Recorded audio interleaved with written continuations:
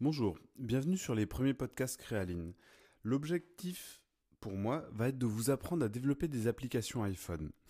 Pas seulement de vous apprendre à développer, mais vous apprendre aussi à faire tout ce qu'il y a en amont, c'est-à-dire prévoir l'application, imaginer l'application et en discuter. On passera à la pratique avant la théorie.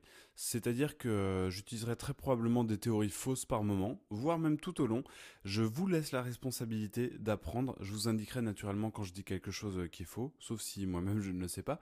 Mais je vous laisse la responsabilité d'apprendre la théorie par vous-même dans les documents. L'objectif va être de produire une application complète, comme je l'ai dit tout à l'heure, et d'utiliser une pédagogie moderne. Pour être clair, je ne connais rien à la pédagogie. Donc ce que j'appelle une pédagogie moderne, c'est simplement la mise en application d'une phrase que l'on m'a appris il y a peu de temps, qui est qu'une très mauvaise blague est beaucoup plus efficace qu'une très bonne explication pour bien apprendre les choses. Donc comme ça c'est dans mes compétences, je pense que je saurais le faire assez bien. Qu'est-ce qu'il va vous falloir? Tout d'abord un Mac. Il y a des manières de développer des applications iPhone autrement que sur Mac, mais on ne rentrera pas dedans et je ne sais pas si c'est encore valable d'ailleurs. Xcode, que l'on installera dès le prochain screencast.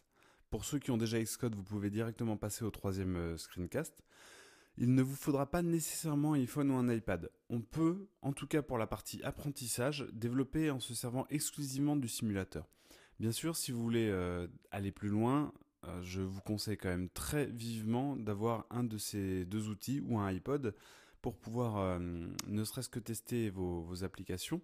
Il vous faudra pour ça un compte chez Apple et faire un certain nombre de manipulations qu'on décrira plus tard, même si je trouve qu'elles sont déjà plutôt bien décrites chez Apple. Ensuite, il vous faut des bases en programmation. Je n'adresserai pas à cette partie-là. Et il vous faut l'envie. Nous commencerons tout d'abord par essayer les outils, c'est-à-dire avant toute chose mettre en place une petite interface d'interface builder, relier deux trois choses. Si vous ne savez pas ce que ça veut dire pour le moment, c'est normal, tant mieux. Si par la suite on passera à jouer avec quelques éléments d'interface graphique, là je vais rester dans le vocabulaire des éléments d'interface que vous fournit Apple. L'objectif de ça, c'est bel et bien de comprendre un petit peu tout ce qui est à notre disposition pour pouvoir faire une application. Quels sont les modes de navigation dans une application, quels sont les boutons, les types de choses qu'on peut utiliser. On fera ça bien avant d'expliquer comment ça marche. C'est-à-dire qu'on va un petit peu tout manipuler. Et ensuite, on pourra passer à la planification d'une application. Dans cette partie, il y aura quelques screencasts dont j'espère qu'ils seront accessibles à des gens qui ne développent pas. Donc ça sera à vous de me donner un retour là-dessus. Mais l'idée est vraiment de faire tout ce qui est en amont d'une application, c'est-à-dire prévoir par qui elle va être utilisée, qu'est-ce qu'elle fera, limiter les features, je cherchais le mot en français, tout ce qui fait qu'en fait on va faire une application en se focalisant non pas sur un délire de développeur où on veut mettre un maximum de fonctionnalités, mais vraiment sur une application où on veut faire quelque chose qui marche pour les gens à qui elle est destinée. Si vous connaissez déjà les méthodes agiles, les use cases, toutes ces choses-là, vous apprendrez certainement très peu de choses, voire pas du tout, qui sait, hein, dans cette partie-là. Mais il me semblait indispensable, compte tenu des discussions que j'ai en règle générale avec les gens sur ces sujets, de brosser au moins toute la partie conception, prévision de l'application. Ensuite, on se lancera dans cette application.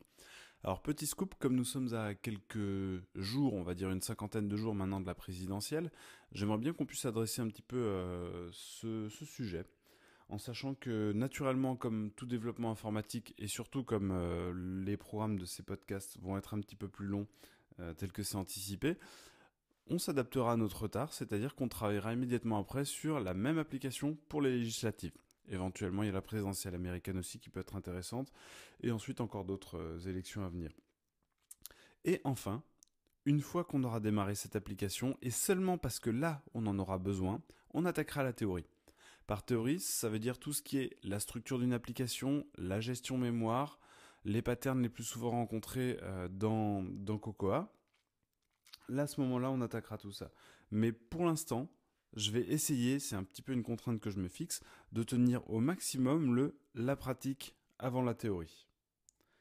Donc voilà, maintenant pour ceux qui ont Xcode, vous pouvez directement passer au numéro 3, c'est-à-dire à la création très simple, très rapide d'une petite application sans aucune prétention. Pour les autres, on va voir rapidement, puisque c'est très rapide, comment installer Xcode.